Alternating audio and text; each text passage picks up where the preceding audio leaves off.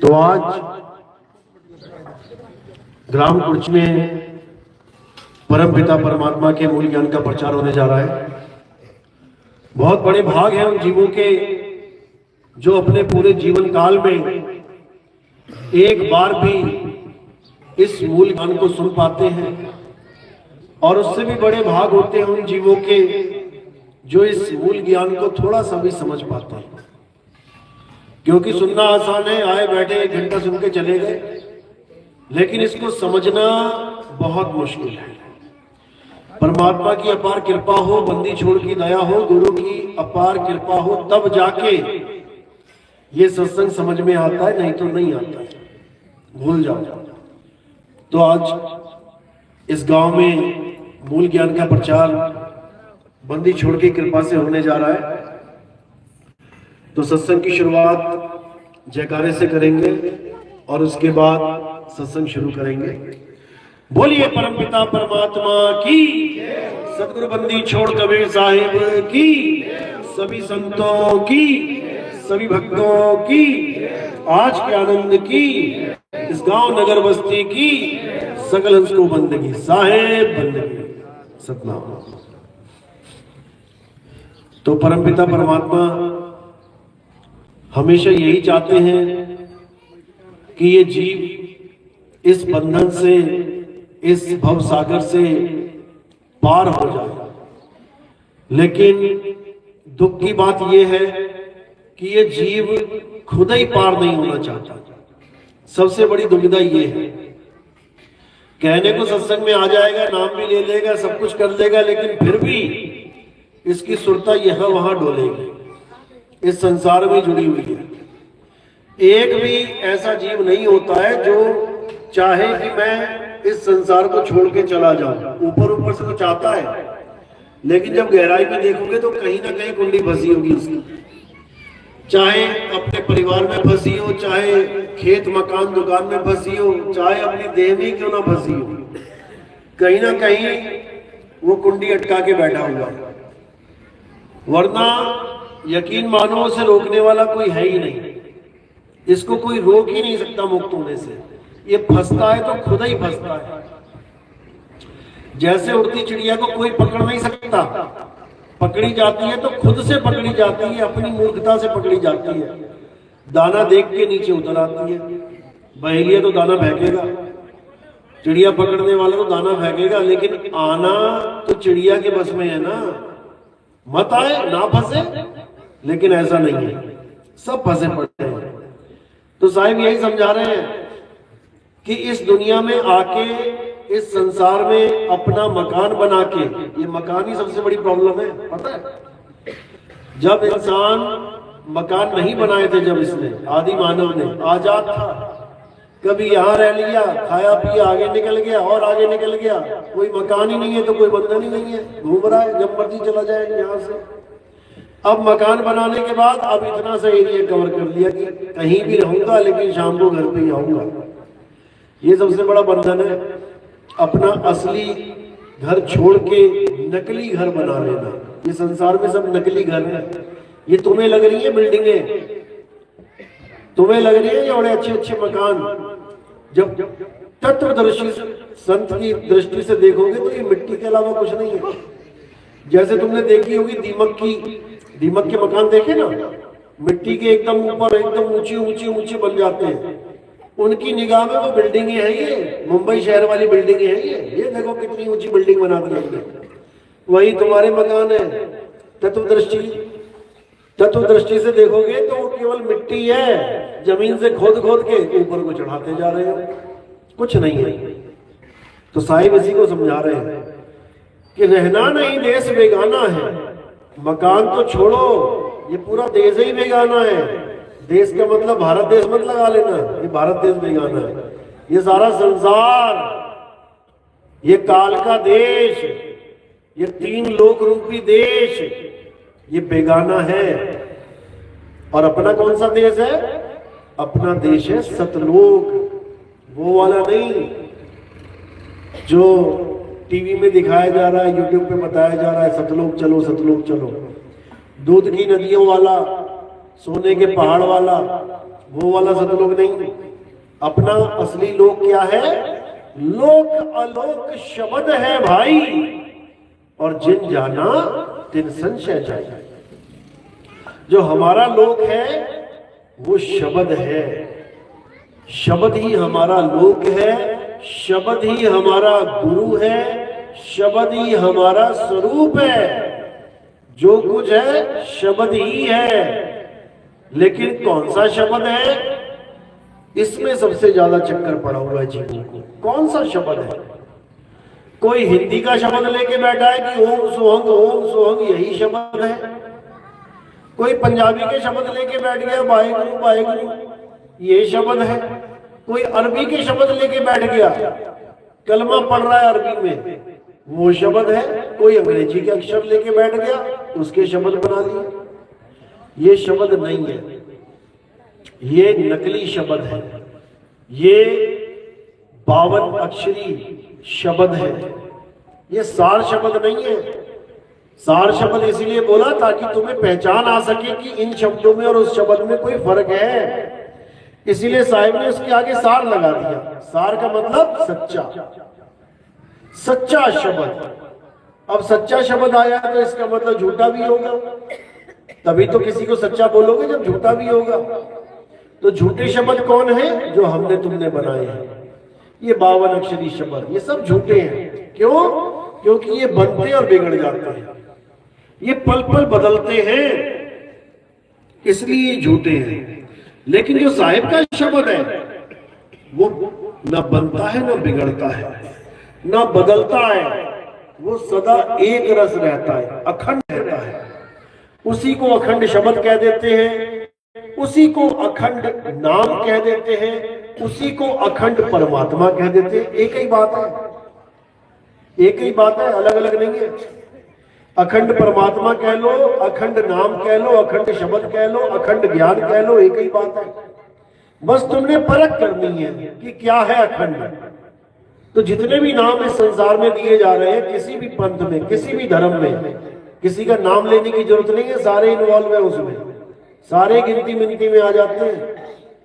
यानी वो कोई भी ऐसा नाम ले रहे हैं जो खंडित हो जाता है, तो समझ जाओ कि वो असली नाम, सतनाम, सार नाम नहीं है।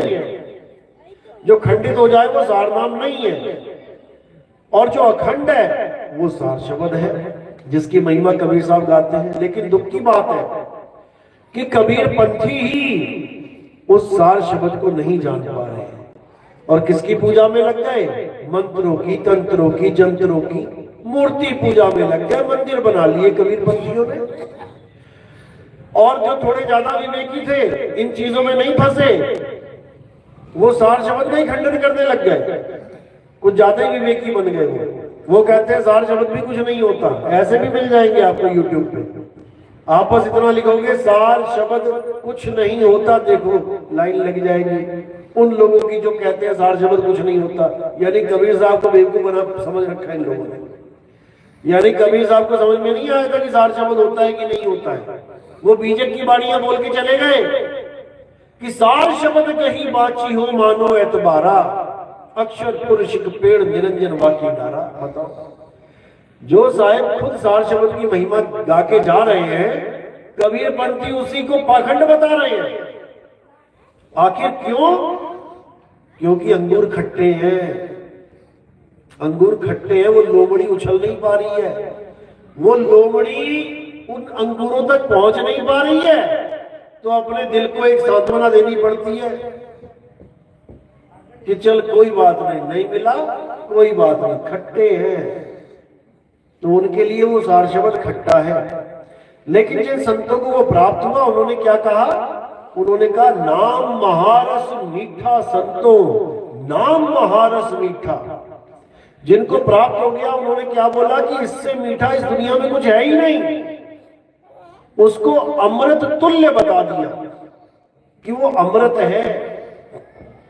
अमृत नाम बता दिया उसको कि वो ऐसा नाम है जिसको पीने के बाद, वो पदार्थ है, वो मंत्र नहीं है, पीने की बात करी है कि उसको पीने के बाद ये जीव अमर हो जाता है।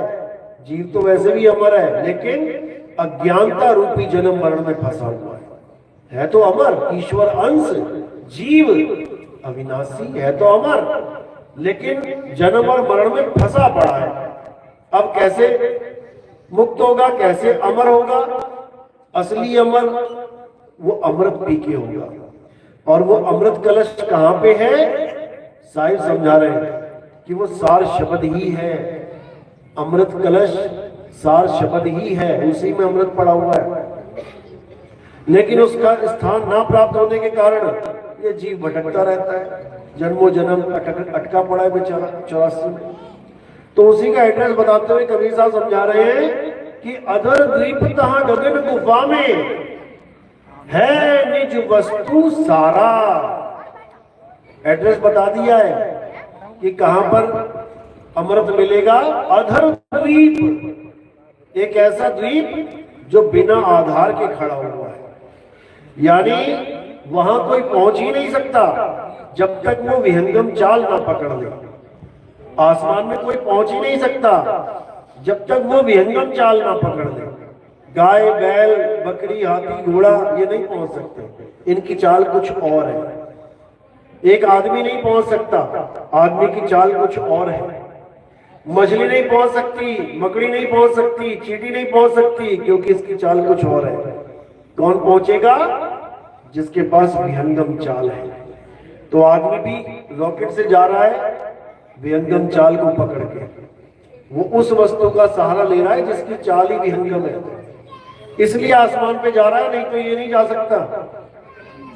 तो वही साहिब समझा रहे हैं कि जब भेदी गुरु मिल जाएगा तो तुम्हें एड्रेस बता दिया जाएगा, एड्रेस समझा दिया जाएगा।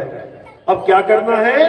अब तुमने 24 घंटे उसी एड्रेस पे निशाना रखना है, अपनी सूरत का निशाना।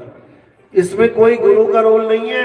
फिर समझ लो, गुरु ने तुम्हें ज्ञान समझा दिया, तुम्हारा निशाना अटल लगवा दिया, अब उड़ जाना है बस। इंतजार मत करने लगना गुरुजी आएंगे तो साथ चलेंगे। समझ लो, आज तुम्हारा समय आया, आज निकलो। कल समय आया, कल निकलो। हमारा समय जब आएगा हम निकलेंगे। यानी एक डाल दो पंछी बैठे, एक गुरु एक चेला, और गुरु की करनी गुरु भरेगा, चेले की करनी चेला, तो उड़ जा हंस अकेला। ये अकेले वाला ज्ञान है, ये दो वाला ज्ञान नहीं है। कई गुरुजी ठेका ले लेते हैं कि हम ही छोड़ के आएंगे तुम्हें सब लोग। ये ठेकेदारी वाला काम नहीं है भैया, तू अपना जाना, हम अपना जाएंगे। यानी हमें एड्रेस पता लग गया, सत्संग का एड्रेस पता लगा, जिसको जहां पता लगा अपना आ गया।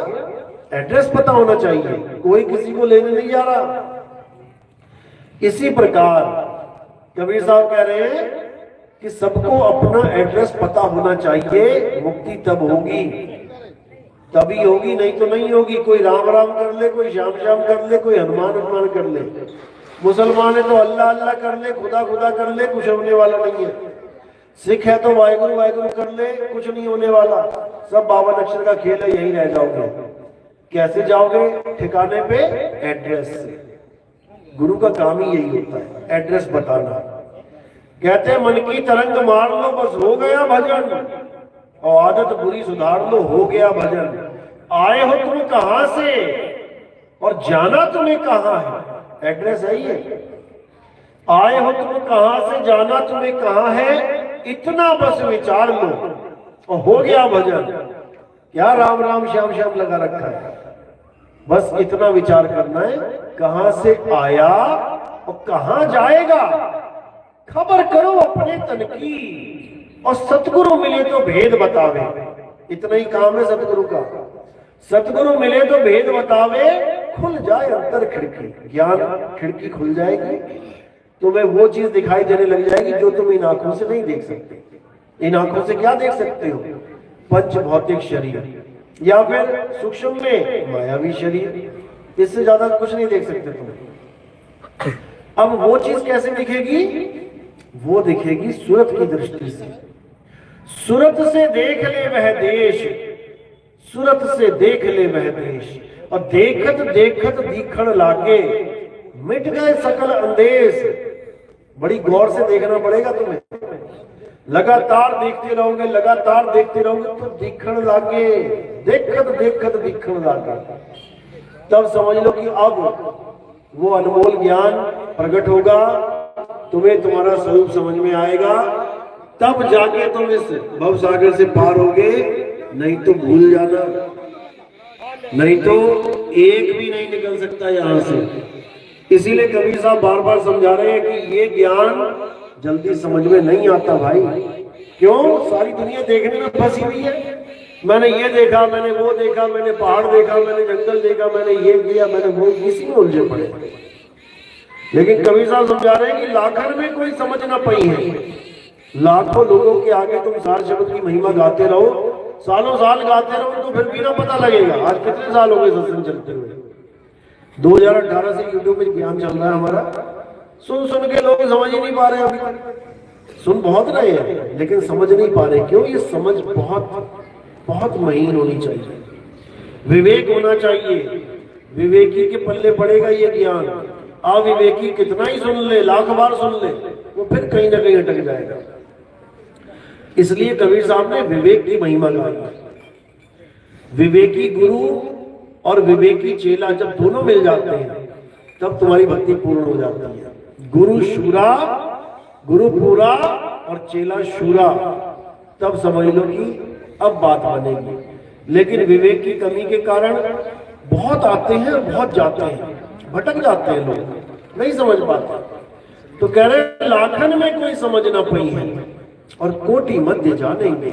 कहे कबीर सुनो भाई साधो, हमें बिरले हंस पहचानेंगे। अब पहचान की बात करिए यहाँ पर, बिरले हंस पहचानेंगे।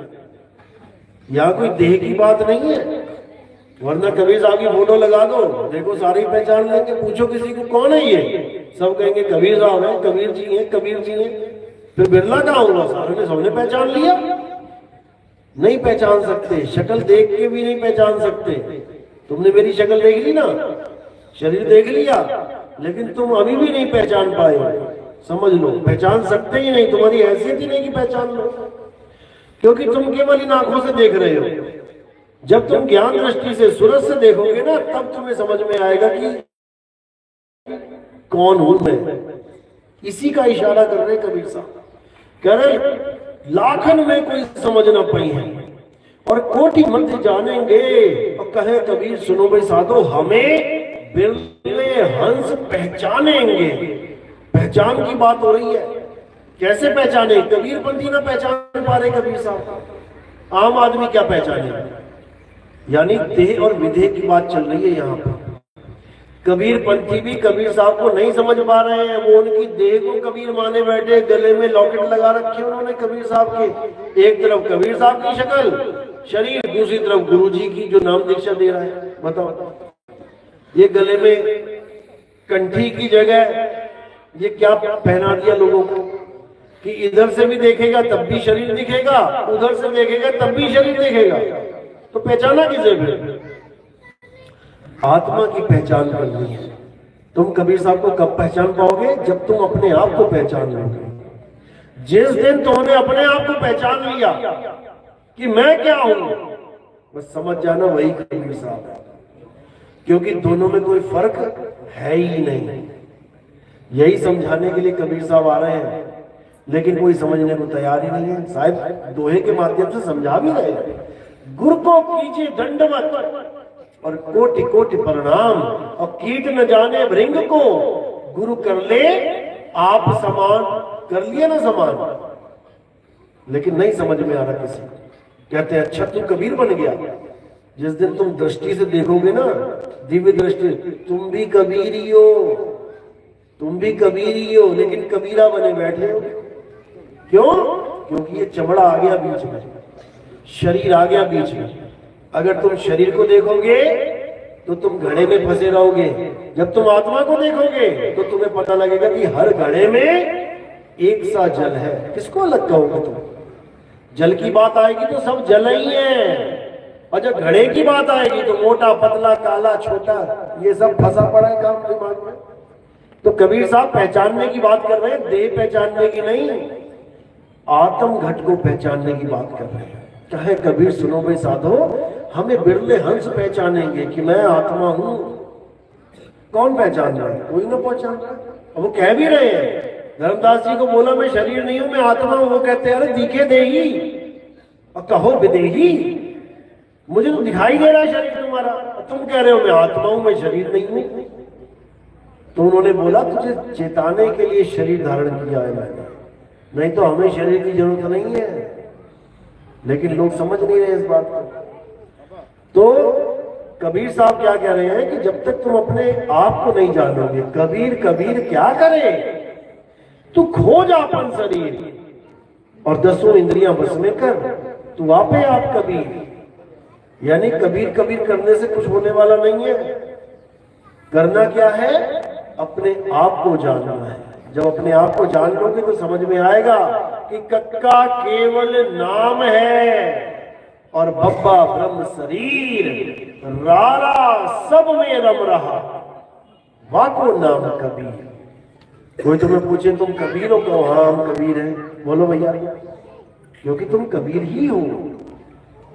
दोनों में कोई फर्क नहीं है। लेकिन काया पे आ जाओगे तब वहां पर भेद पड़ जाएगा। समझ में? कबीर साहिब जो काया धर के आ रहे हैं वो ये काया नहीं है हमारे वाली, उनकी काया हमसे न्यारी है, पंच भौतिक शरीरों से न्यारी काया है। इसीलिए 52 कसमियां हो गई, इसीलिए 52 कसमियां हुई, कोई कुछ बिगाड़ ही नहीं पाया। लेकिन इसका मतलब ये नहीं कि उनको शरीर मान ले हम, ये बिल्कुल नहीं है।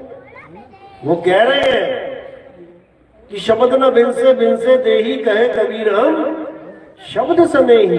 वो अपना स्वरूप बता रहे हैं, हम हैं शब्द शब्द हम माही और हमसे भिन्न और कछु नहीं, कि हम शब्द रूप है भाई, शब्द के अलावा हमारा और कोई स्वरूप नहीं है। ये तो तुम्हें धारण किया तुम्हें समझाने मात्र के लिए, नहीं तो इसकी कोई जरूरत ही नहीं है। समझ लो। तो साहेब हमें यही चेताना चाहते हैं कि तुम जब तक अपनी आत्मा को नहीं छीनोगे तब तक तुम्हें परमात्मा का कुछ पता ही नहीं लग सकता। दोहे के माध्यम से समझा भी रहे हैं कि जब लग ना छीनोगे आत्म तब लग ना मिली है परमात्मा। यानी कोई कितना ही परमात्मा परमात्मा चीखता रहे, चिल्लाता रहे, रोता रहे, गर्दनें तक उतार दी लोगों ने अपनी परमात्मा के नाम पे, गर्दनें कटवा दी, लेकिन वो ऐसे नहीं मिलता भाई। जब तक उसकी दया ना हो, उसका भेद बताने वाला कोई गुरु ना मिले, तब तक परमात्मा नहीं मिलता। क्योंकि पहले तुम्हें अपनी आत्मा को खोजना पड़ेगा। परमात्मा को खोजने से पहले अपनी आत्मा को खोजना पड़ेगा। आत्मा को खोज लोगे तो 101% मिल जाएगा। तो समझा रहे ना कि जब लग ना छीनोगे आत्म, ये मंत्र छोड़ो, ये पूजा पाठ छोड़ो, ये मंदिर मस्जिद गुरुद्वारे छोड़ो, अब आगे बढ़ो। बहुत कर लिया, सारी उम्र हो गई मंदिरों में बैठे, सारी उम्र हो गई नमाजें पढ़ते, प्राप्ति क्या हुई? क्या मिला? हम कैसे कहेंगे कि जिस रास्ते पे हम चल रहे हैं हमें कुछ मिला? क्यों? क्योंकि बताने वालों ने ही ये बता दिया कि खुदा को जीते जी पा ही नहीं सकते, भगवान को जीते जी पा ही नहीं सकते। फिर कैसे पाएंगे? मरने के बाद जाओगे स्वर्ग में। सबसे बड़ा अंधकार तो ये है। और हम बातें उनकी करते हैं जिन्होंने जीते जी पाया।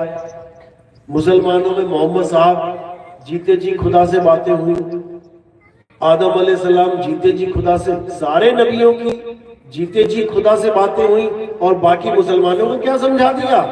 मरोगे फिर जाके कयामत की रात आएगी, तब जाके तुम्हें खुदा से बात होगी तुम्हारी। बताओ, यही अज्ञानता है, यही अज्ञानता है। जिसने पाया उसी ने गाया। नानक साहब गा रहे हैं, रविदास जी महाराज गा रहे हैं, मीराबाई गा रही है, पाने के बाद ही गा रही है। पायो जी में नाम रतन धन पायो, वस्तु अमोलक दी मेरे सतगुरु, और कृपा कर अपनायो। वो तो कह रही है मैंने पाया है। जीते जी पाना है इसको, यानी जीते जी अपने आप को जान लेना है। जिस दिन तुमने अपने आप को जान लिया ना, वही परमात्मा का स्वरूप है, दोनों में कोई भेद नहीं है। उसी को जो तू सो हम कह देते हैं, इसी को कहते हैं कि मैं वो हूं, जो वो है वही मैं हूं। इसी को ईसाइयों में यहोवा कह देते हैं। यहोवा यानी मैं वही हूं, लेकिन वो कोई और ही भगवान बना के बैठे हुए हैं यहोवा नाम का, क्योंकि उनको इस अवस्था का ज्ञान नहीं है। ऐसे ही खुदा, खुदा यानी खुद में आ जाएगा तो खुदा को पा जाएगा, लेकिन खुदा किसी और को ही बना के बैठे हैं, साथ में आसमान पे बैठा है खुदा। बस यही दिक्कत है, और कोई दिक्कत नहीं है। शब्दों में अर्थ छुपे हैं, शब्दों में भाव छुपे हैं, लेकिन लोग समझ नहीं पाते। इसलिए नाना प्रकार के पंथ, नाना प्रकार के धर्म, नाना प्रकार के संप्रदाय चले पड़े हैं। बात सब एक ही करेंगे, अल्लाह एक है, वाहिगुरु एक है। अरे सब एक है तो एक हो जाओ ना, क्यों एक नहीं होते? एक क्यों नहीं होते? कारण क्या है? क्योंकि सबकी दुकानें अलग अलग सेटअप है, फिर वहां पे बंटवारा होने लग जाएगा, चंदा चढ़ेगा, पैसा चढ़ेगा, तो किसको मिलेगा? सब एक हो जाए तो झगड़े मच जाएंगे। अरे एक बाप के चार बेटे तो एक हो नहीं सकते, वो भी अलग अलग ढूंढते हैं कि हम भी अलग अलग हो जाए, हमें भी कुछ मिल जाए। तो ये तो धर्म के ठेकेदार हैं, ये कब एक हो जाएंगे? बातें एक ही करेंगे, क्यों? लोगों को आकर्षित करना है। लोगों को एक नहीं बोलेंगे तो कौन आएगा वहां पे? बात सब एक करेंगे, खुदा एक है, वाहिगुरु एक है, अल्लाह एक है। जब सारे एक है, तुम अपने अपने अलग ढोल क्यों बजा रहे हो? सब एक ही हो जाओ ना। सब यही बोलते हैं, सब एक है तो लिखो जरा गुरुद्वारे के ऊपर अल्लाह अकबर। गुरबाणी तो यही कह रही है, ईश्वर अल्लाह सब एक है, परमात्मा एक है। कभी लिख भी दो ना। जब किताब में लिखा है, ग्रंथ में लिखा है, तो तुम्हारी बिल्डिंग में क्यों नहीं लिखा है? नहीं लिख सकते, दिक्कत है इन लोगों को, समझ लो। तो ये एक कब होंगे? जब उस एक को जान लेंगे, और वो एक सब घटों में विराजमान है। वो ऐसा नहीं है कि मुसलमानों के पास है, वो ऐसा नहीं है कि केवल हिंदुओं के पास है, वो ऐसा नहीं है कि केवल ईसाइयों। सब घट मेरा साइया और सुनी सेज न कोई, बलिहारी व घट की जिस घट प्रगट हुए। कहते बलिहार जाते हैं, ज्ञान तो सबके अंदर है, बच्चे स्कूल जाते हैं, सबके अंदर ज्ञान है, लेकिन जो टॉप करता है, देखो उसका पूरे शहर में अखबारों में नाम आता है तो ज्ञान उसके पास भी वही जो बाकी लेके बैठे हैं। सबके अंदर एक ही है, लेकिन जिसके यहां प्रकट हो गया, कहते हैं वारी जाए। इसी प्रकार कुछ ना कुछ तो ज्ञान सब लेके बैठे ही है, लेकिन जिसका 100% ज्ञान प्रकट हो जाता है, यानी आत्म ज्ञान आ जाता है, फिर कहते हैं कि उसमें और मालिक में कोई फर्क नहीं रहता, फिर वो एक ही है।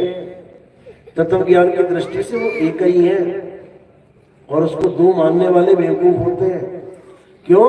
क्योंकि वो माया का भेद है। अगर वो भेद कर रहे हैं तो इसका मतलब अभी माया में उलझे पड़े हैं। वो अभी तक वो शरीर ही देख रहे हैं, अभी तक वो काया ही देख रहे हैं। तो इसलिए कबीर साहब ने काया का खंडन किया और अपने आप को पहचानने की बात कही कि आप पहले अपने आप को पहचानो, तब समझो कि मालिक को पहचानने योग्य होगे, नहीं तो नहीं हो सकते।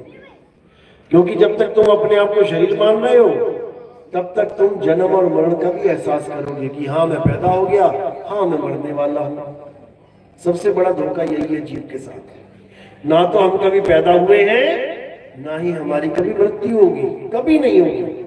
शरीर छोड़ने का जब समय आता है, ये जीव डरता है, केवल डर है और कुछ नहीं है, याद रखना। और इस डर के आगे जीत है। डरता है क्यों? कि ये शरीर छोड़ के जा रहा हूं, मैं कहां जाऊंगा, बस यही डर है और कोई डर नहीं है। दिमाग से निकाल दो, और कोई डर नहीं होता। जीव को यही डर होता है कि अब मैं कहां जाऊंगा इस शरीर को छोड़ के, और अगर पता लग गया कहां जाना है तो निडर होके जा सकता है ये जीव। और हमारी जो दीक्षा है वो निडर करने की ही दीक्षा है। कहे कबीर निर्भय हो हंसा। हमारी वाली दीक्षा मिलने के बाद कोई मरता नहीं है, ना ही उसे मरने का एहसास होता है कि मैं मर रहा हूं। उसके बाद वो बॉडी को छोड़ता है और पूरी तसल्ली से छोड़ता है। यानी एक बार तैरना सीख जाओ तो पानी में गिरने के बाद ऐसा नहीं लगेगा कि तुम मर जाओगे, बिना तैरे पानी में कोई तुम्हें गिरा देना तो तुम्हें नानी याद आ जाएगी, तुम्हें लगेगा बेटा अब मैं गया काम से, अब मैं मरूंगा पक्का। लेकिन एक बार इस ज्ञान में आ गए ना, तैरना सीख लिया ना, उसके बाद पानी में गिरते ही तुम्हें ये आवाज नहीं होगा कि मैं मरूंगा, गिरते ही एक्टिवेट हो जाएंगे हाथ और पैर, अपने आप चलने लग जाएंगे। तुम तैरना सीख के देख लो एक बार। जिसको नहीं तैरना आता एक बार मार देना छलांग पानी में, देख लेना क्या हाल होगा, और उसके बाद तैरने के बाद मारना। पानी वही रहेगा, गहराई वही रहेगी, लेकिन तुम्हारी अवस्था बदल जाएगी। अब तुम तैरोगे, अब डूबोगे नहीं। इसी प्रकार जो नाम दीक्षा के बिना शरीर छोड़ता है उसकी हालत कुछ और होती है, और नाम दीक्षा लेने के बाद शरीर छोड़ता है उसकी हालत कुछ और होती है। बिना नाम दीक्षा के कोई जाता है तो वो दुखी होके जाता है, रोता हुआ जाता है, और जो नाम दीक्षा लेके जाता है वो अपने आनंद में जाता है। बोल भी रहे ना, जिस मरने से जग डरे मेरे मन आनंद, और मरने पर ही पाइए पूर्ण परमानंद। मरने पर ही पाइए पूर्ण परमानंद, यानी ये काया छूटने पे पूरे आनंद में आ जाओगे, आप अपने स्वरूप को प्राप्त करोगे। फिर ये मरने जन्मने का झंझट खत्म। यही ज्ञान कबीर साहब इस संसार में लेके आते हैं, लेकिन लोग समझ नहीं पाते। कबीर साहब को भी एटीएम बना देते हैं वो, कि पूजा कर रहे हैं साहिब की। क्यों? अरे धंधा बहुत बढ़िया चल रहा है जब से कबीर पंथ में आया हूं, खूब ग्राहक बढ़ गया जी, खूब ऐसा हो गया, खूब वैसा हो गया।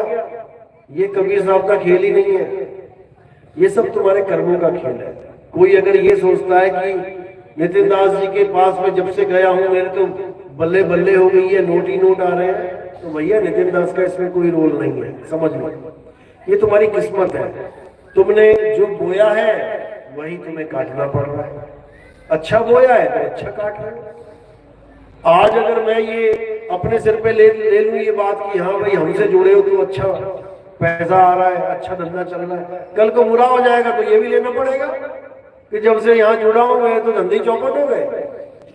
इसलिए हम इन चीजों से न्यारे हैं। कई लोग ये सवाल करते हैं कि आपसे दीक्षा लेने के बाद क्या लाभ होगा। भैया लाभ होगा तो दुकान कोई और देख ले जाएगा, यहाँ लाभ हानि वाला खेल ही नहीं है।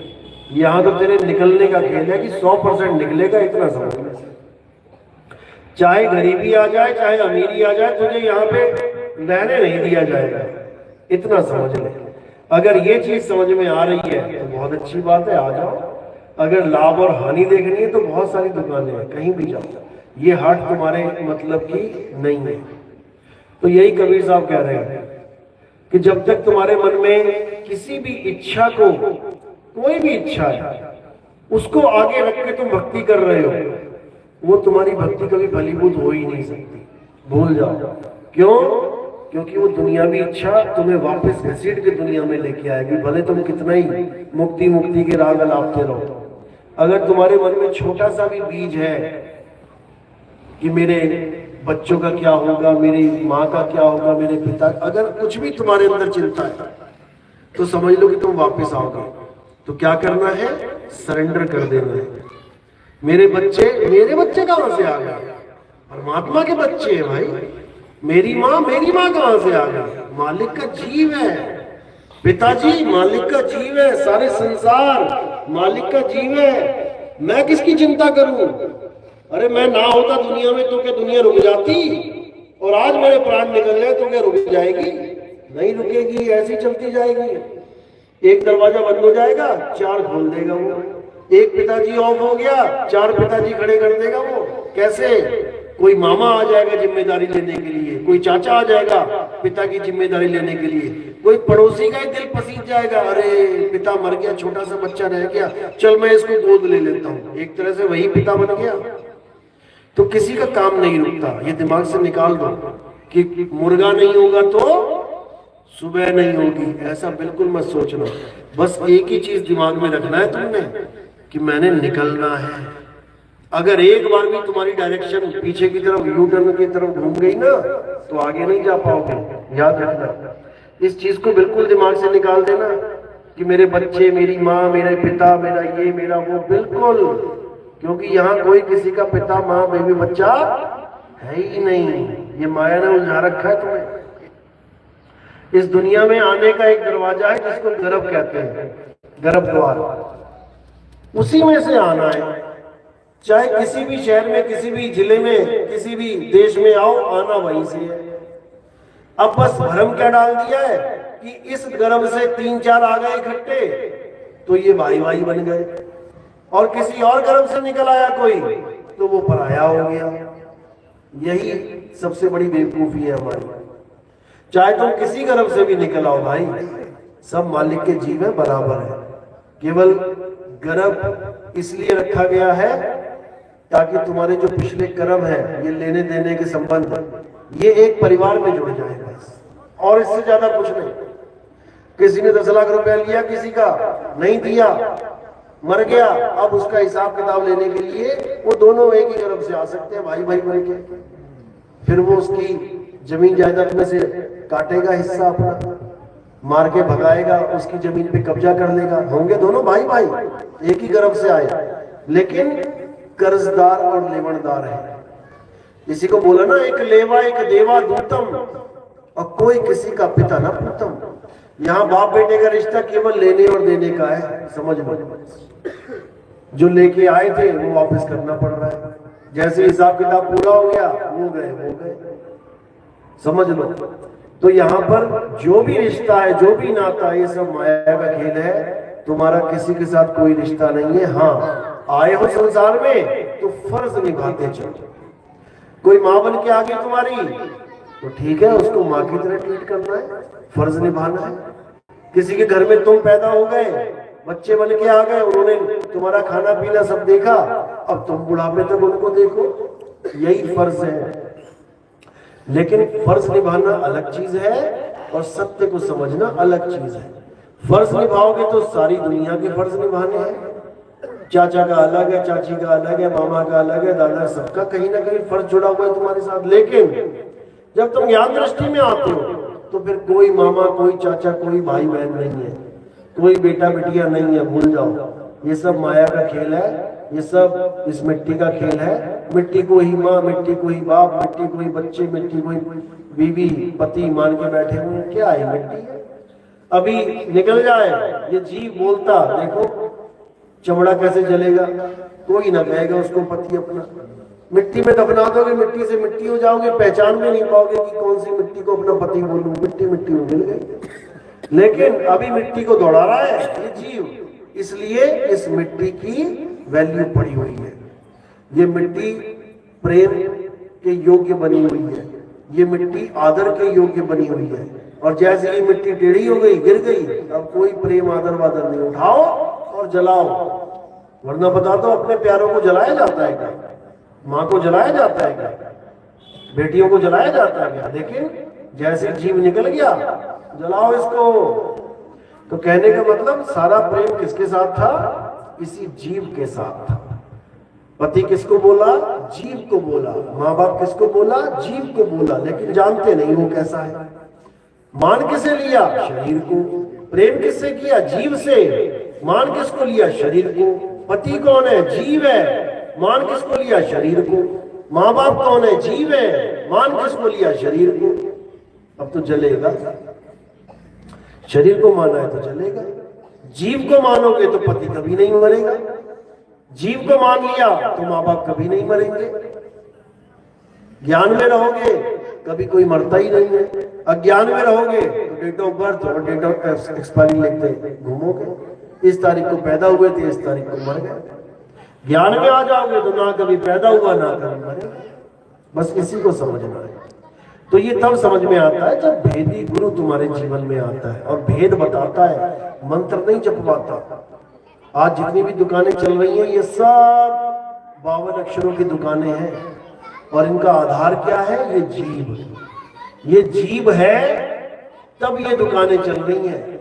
क्यों? सारे मंत्र जीव से ही दिए जाते हैं। कोई भी नाम ले लो, गुरु की जीव ना हो, नाम लेके दिखा दो तुम क्या देता है। सारे नाम ही जीव से है, आधार ही जीव है। तो साहिब समझा रहे हैं 52 अक्षर जीव आधारा आदि अक्षर जीभ्या से न्यारा। लेकिन लोगों को नहीं समझ में आ रहा। जीव आधार वाला नाम लेके बैठे हो, वो हमें तार देगा, कोई नहीं तारेगा भाई। ये 52 अक्षर है, ये 52 का जाल है, और इस जाल से कौन निकालेगा? केवल आत्मज्ञानी ही निकाल सकता है, बाकी किसी के बस की बात नहीं है। ये गद्दियों पे बैठे महंत, देखने में लग रहे हैं कि महंत है, ये सब काल के ही दूत हैं जो यहाँ 52 का पसारा डालने के लिए आए हैं। साहिब समझा रहे हैं बाड़ी में, जो नर पड़े 52 के फेरा, सो नर जानो काल के चेहरा। ये नितिन दास की वाणी थोड़ी नहीं है, ये कबीर साहब की वाणी है। अब इस वाणी से अटैचमेंट जिसकी होगी वो पूरा मैच करेगा, और जो वाणी को ही नहीं मानता वो क्या मैच करेगा? मीटर होता है ना, मीटर। अगर तुम्हारा मीटर से मीटर पे विश्वास है तो तुम बिना मीटर के कुछ नहीं लोगे। कपड़ा लेने जाओगे तो मीटर चलेगा, दूध लेने जाओगे तो मीटर देखोगे, पेट्रोल डालने जाओगे तो मीटर देखोगे। क्यों? क्योंकि तुम मीटर से तुम्हारी आस्था जुड़ी हुई है और तुम्हें पता है कि मीटर ही सत्य है। इसी प्रकार संतों का मीटर क्या होता है? संतों का मीटर है वाणी। वाणी से पहचानिए। और साधु चोर की हाट, हाट तो दोनों की लगी हुई है, दुकान दोनों ही खोल के बैठे हैं, लेकिन एक साधु और एक चोर है। यानी एक तो मालिक का अंश है और एक काल का दूत है। कैसे पहचाने? सींग तो लगे नहीं है, ये अरे ये 2 सींग वाला बैठा है, ये काल का दूत है भाई, ऐसा कुछ नहीं है। वो भी गोरा चिट्टा हो सकता है, बढ़िया एकदम अमिताभ बच्चन जैसा, लेकिन काम उसके शुक्री मामा वाले होंगे। यानी वो तुम्हें फंसाने के लिए बैठा है, पहचानना है तुमने। तो कह रहे 52 के जंजाल में फंस गया ये संसार, और सिमरन 52 का करे और कैसे लागे पार। गुरु तो बना लिया, नाम भी ले लिया, लेकिन 52 अक्षर ही मिल गया। अब कैसे छूटे? कभी नहीं छूट सकता। कब छूटेगा? जब 52 का टूटे डोरा और सहजे छूटे काल झकोरा, और फिर नहीं आए फिर नहीं जाए, सार शब्द में रहे समय। तब छूटेगा जब तुम्हारे जीवन में ऐसा गुरु आएगा जो 52 का भेद बता के छुड़वा दे। सोई गुरु पूरा कहाए, 2 अक्षर का भेद बताए, एक छुड़ाए एक लखाए, तब प्राणी निज घर को जाए। अब ऐसे ऐसे गुरु बैठे हैं जो वाणी तो ये बोल रहे हैं, मदन साहिब की वाणी कह रहे सोई गुरु पूरा कहाए, 2 अक्षर का भेद एक छुड़ाए। बोल तो रहे छुड़ाए और कुछ ना छुड़ा रहे, बल्कि 2 अक्षर 2 नाम और लाद दे रहे हैं, ले बेटा ये जप। ऐसे ऐसे गुरु बैठे। क्यों? क्योंकि उनको भेद नहीं पता, भेदी गुरु नहीं है वो। वस्तु का भेदी मिलेगा तभी वस्तु मिलेगी, नहीं तो वस्तु नहीं मिलती। भूल जाओ, भूल जाओ बिल्कुल। तो कह रहे हैं कि वस्तु कहीं ढूंढे कहीं कैसे लागे हाथ, और गुप्त वस्तु तब मिले जब भेदी लीजिए साथ। और भेदी लीना साथ में, दीनी वस्तु लखाए। उसका काम ही यही है, लखाना, यानी पहचान करवाना। लखाओ का मतलब ये नहीं होता कि दिखाओ, लखाओ का मतलब दिखाओ नहीं होता है। लखाओ का मतलब होता है उसकी पहचान, उसके बारे में समझा देना। तो एक छुड़ाए एक लखाए, तब प्राणी निज घर को जाए। तब तुम घर को जा पाओगे, नहीं तो कोई नहीं जाने वाला, यहीं धक्के खाने पड़ेंगे। इसलिए साहिब ने कबीर सागर में पहली वाणी जो है उसी में सारा भेद छुपा रखा है, ताकि ये जीव अटक ना जाए कहीं। कह रहे सत्य नाम है सार, बूझो संत विवेक करी, उतरो भवजल पार। सतगुरु का उपदेश यही। उन्होंने पहले ही सतनाम का जिक्र कर दिया कि सत्य नाम है सार। जो लोग कहते हैं कि सार शब्द कुछ नहीं है, सार शब्द कुछ नहीं है, उनके लिए ये वाणी है समझने के लिए कि सार है। और क्या है सार? सत्य नाम है सार। क्योंकि कई लोग सार शब्द समझ नहीं पाते कि ये क्या है सार शब्द, लेकिन जब हम कहते हैं सतनाम तब उनके समझ में आ जाती है बात कि सतनाम का मतलब है सच्चा नाम। अब सच्चा नाम है इसका मतलब झूठा नाम भी है। तो ये तत्व का खेल पहले से चलता आ रहा है। कबीर साहब को आने की जरूरत नहीं पड़नी थी। अगर मंत्रों से मुक्ति होती उनके पहले ही कई नाम चल रहे हैं। कबीर साहब के आने का मकसद तो इन मंत्रों को खत्म करना है। इन मंत्रों को, इन जापों को खत्म करना है। लेकिन कबीर पंथ में ही जाप चल रहे हैं। दुविधा तो ये है। साहिब समझा भी रहे हैं, मोह को कहां ढूंढ रहे बंदे, मैं तो तेरे पास में। और नाम है जप में, पता नहीं क्यों नहीं कबीर पंथियों के दिमाग में जा रही है बाणी।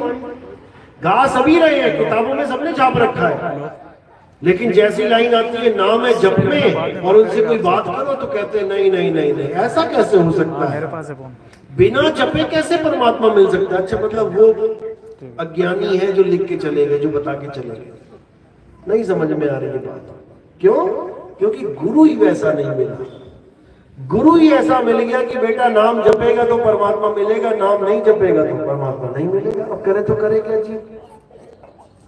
इसीलिए साहिब ने गुरु तो चलो ठीक है बोला ही है गुरु धारण करने को, लेकिन उन्होंने शब्द विवेकी पारखी गुरु की बात करी है। वो नहीं बताएंगे ये लोग, वो नहीं समझाएंगे कि शब्द विवेकी पारखी होता क्या है। गुरु की महिमा गाएंगे दिन रात, गुरु धारण कर लो, गुरु धारण कर लो। उससे क्या होगा? मंत्र मिल जाएगा। मंत्र देने वाले गुरुओं की महिमा गा लेंगे, लेकिन शब्द भेदी की कभी महिमा नहीं गाता कोई। क्यों? क्योंकि पारक करेगा तो उसी को छोड़ देगा, उसी का चेला उसी को छोड़ के चला जाएगा। इसलिए केवल गुरु नाम पे अटका रखा है सबको और डरा रखा है कि जो गुरु को छोड़ेगा वो नरक में चला जाएगा। बताओ, जो गुरु को छोड़ेगा वो नरक में चला जाएगा। ऐसा अज्ञान फैला रखा है इन लोगों ने। और साहिब क्या कह रहे हैं? जब लग मिले नहीं शब्द वो सांचा, तब लग गुरु करो 10 पांचा।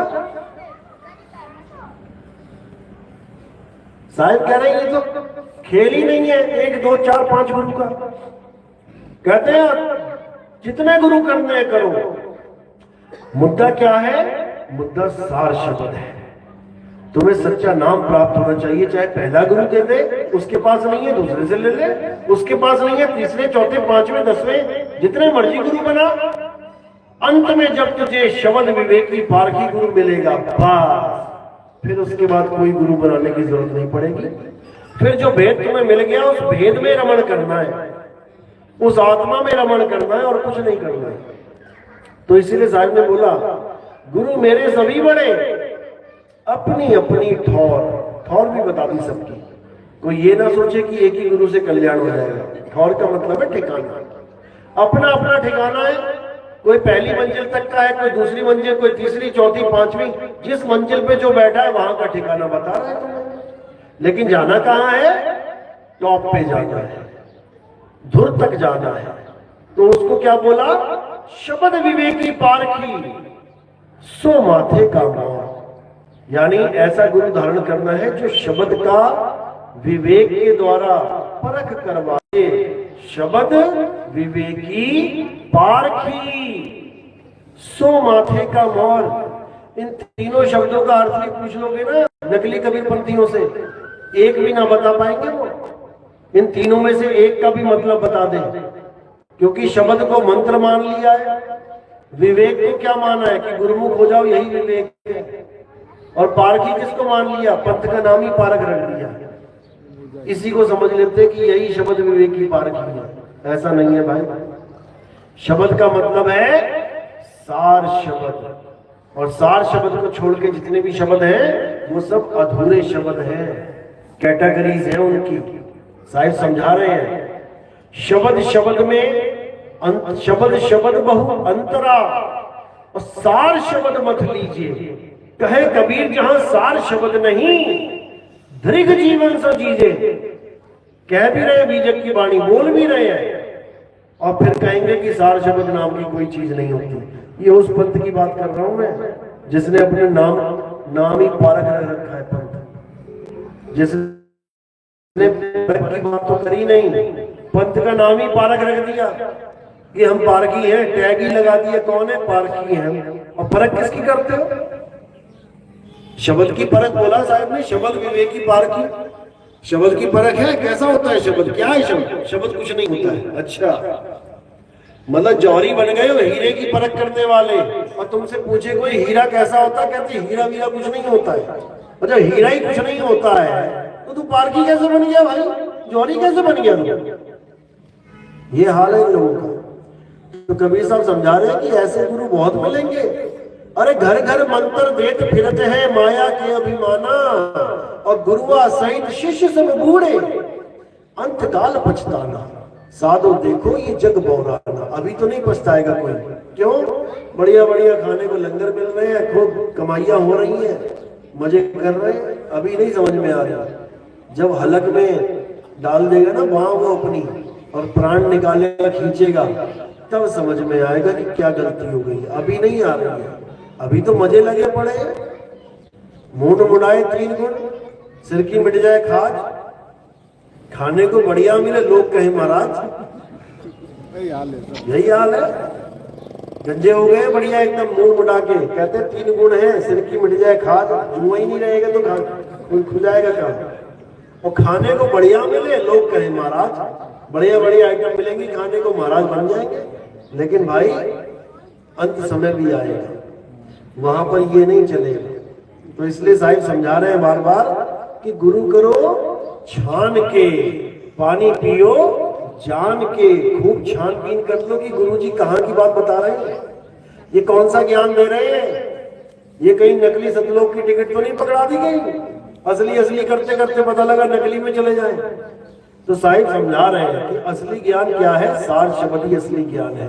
और सार शब्द कोई मंत्र जंतर तंत्र नहीं है, तुम्हारा स्वरूप ही सार है, तुम्हारा असली स्वरूप ही सार शब्द है। और तुम इन नकली शब्दों में अटक गए हो बस, और कुछ नहीं करना है। एक छुड़ाए यानी ये नकली नाम छुड़वा दे, एक लखाए तुम्हारा आत्म स्वरूप लखा दे, और कुछ नहीं, वही तुम्हारा निज नाम है।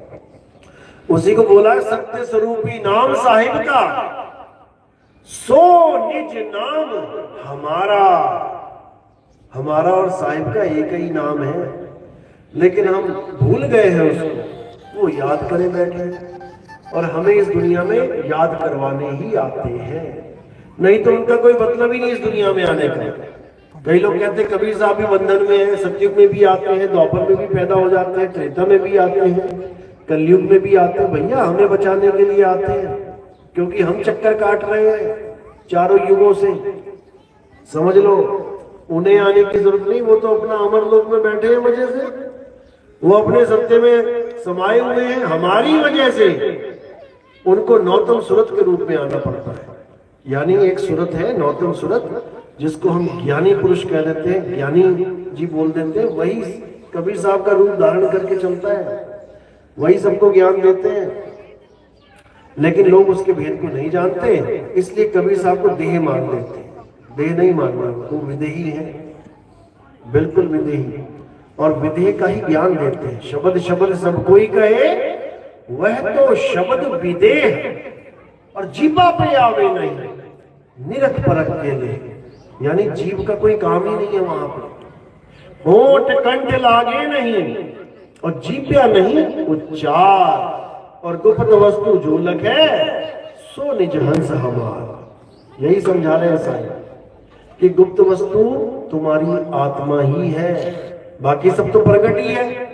5 तत्व प्रकट है, सांस भी चल रही है, टेम्परेचर भी है, पानी भी दिख रहा है, हवा, सब कुछ है। गुप्त क्या है?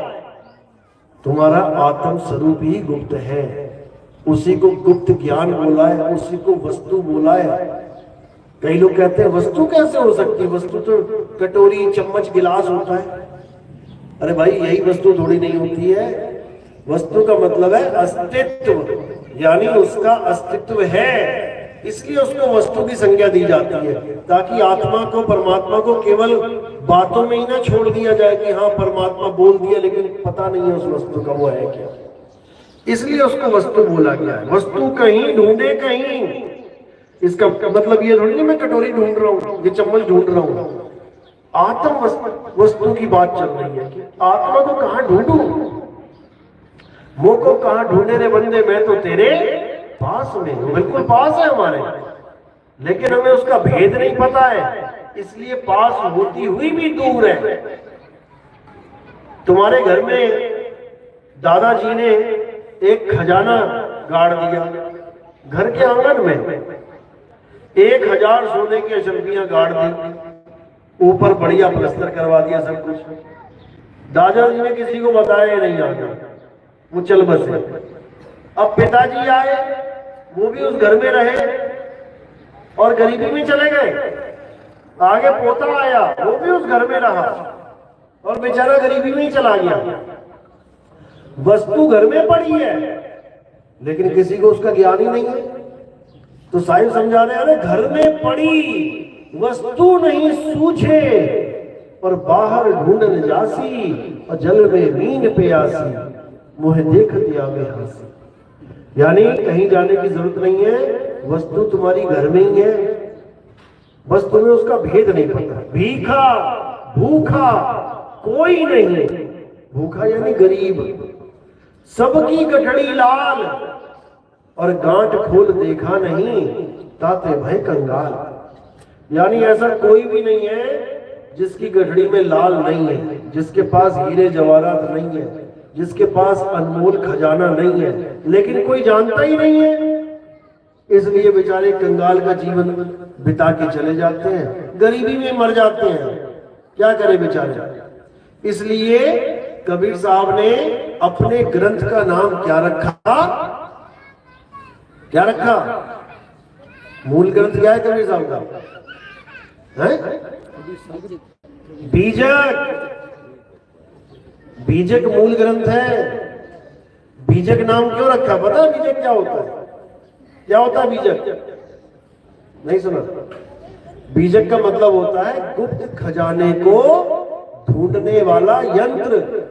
जब तुम्हारी तलाशी होती है कहीं पे, तो एक टूटू टूटू करने वाला वो लगाते ना, हाँ भाई तुमने खूब छुपा रखा है चाकू, तुमने खूब छुपा लिया पिस्टल, और 2 मिनट में बता देगा वो टू टू टू टू, आजा भैया इधर किनारे आ जा।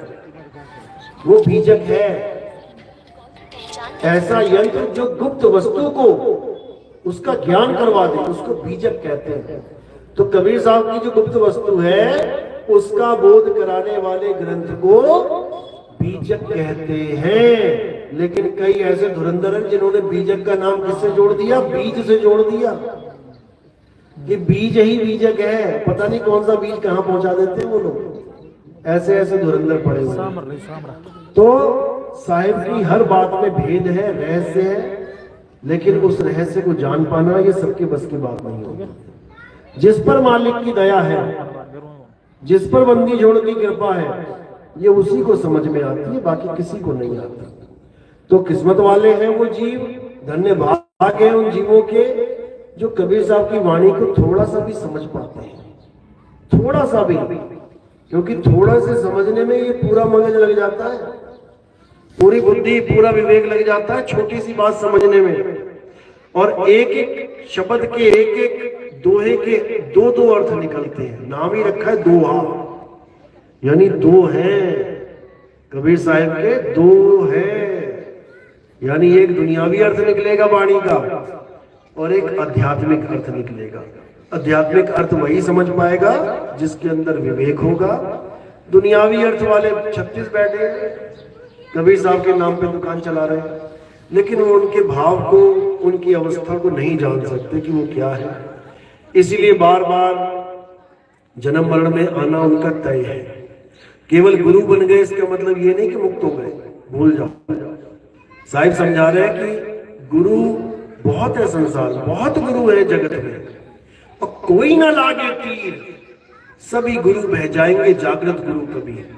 यानी जो कबीर को जान लेगा जागृत हो जाएगा, केवल वही बचेगा, बाकी सब भवसागर में गोते खाएंगे।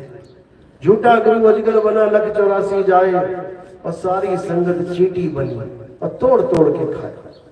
जो गुरु अपने लक्ष्य, जो उसका लक्ष्य, अगर उसको केवल धन प्राप्ति या आश्रम बनाने का चक्कर या इसी में उलझा रहा हो, ये उसका लक्ष्य है, तो समझ लो कि जितनी संगत इकट्ठी कर रहा है ना, ये सब चींटी बन के आएंगी अपना अपना हिस्सा तोड़ने के लिए।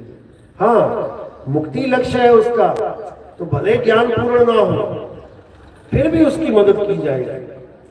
जो सच्चा गुरु नहीं भी प्राप्त कर पाया, क्योंकि गुरु सच्चा मिलेगा तभी तो चेला सच्चा बनेगा। चलो झूठा ही गुरु मिल गया किसी की किस्मत में, लेकिन उसका भाव सच्चा है, परमात्मा उसकी पूरी मदद करेगा। जैसे आप ही के गांव में एक आए थे ना गुरु जी, जिन्होंने अपना लिंगी काट दिया, क्या नाम था? छोगाराम जी महाराज। अब देखो कितना कितना पाक, कितना शुद्ध बंदा है वो। भले उसको गुरु पूरा नहीं मिल गया, गुरु नहीं मिला उसको पूरा, वो खुद बोल के गए। क्या बोल के गए थे? कि एक ज्ञान और आएगा, तुम्हारे गांव में खुद ही आ जाएगा। ये तक बोल के गए कि तुम्हें कहीं जाने की जरूरत नहीं पड़ेगी, तुम्हारे गांव में खुद ही वो ज्ञान आ जाएगा। तो उनकी बात में इतनी सच्चाई है, क्यों? क्योंकि परमात्मा ने उनके मुंह से निकलवाई ये बात, क्योंकि बंदा सच्चा है वो। उसका लक्ष्य परमात्मा है, उसका लक्ष्य ये दुनियादारी नहीं है, नहीं तो अपना अंग काट के दिखाए कोई।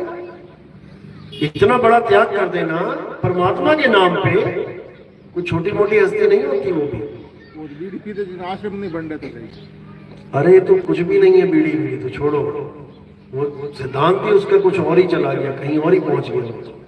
तो ऐसे लोगों की मदद जरूर होती है। ऐसा नहीं है कि वो 84 में चला जाएगा, बिल्कुल नहीं जाएगा। जो डंके की चोट पे सत्य बता गया, तो क्या सत्य उसकी मदद नहीं करेगा?